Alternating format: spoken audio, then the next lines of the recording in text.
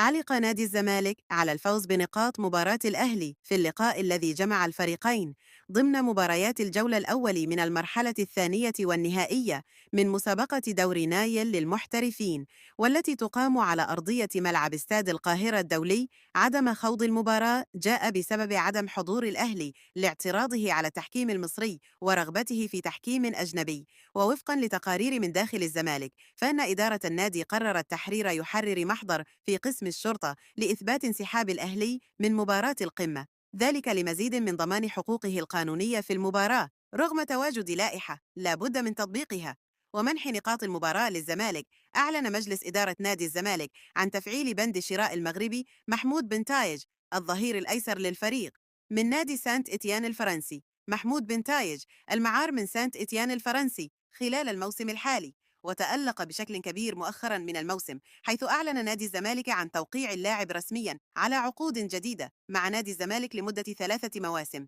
وسيكون ذلك بداية من الموسم المقبل لمدة 3 مواسم، لينتهي تعاقده بنهاية موسم 2027 إلى 2028، وذلك يغلق الزمالك الجدل حول مصير محمود بن تايج عقب ارتباط اسمه الفترات الأخيرة بالنادي الأهلي.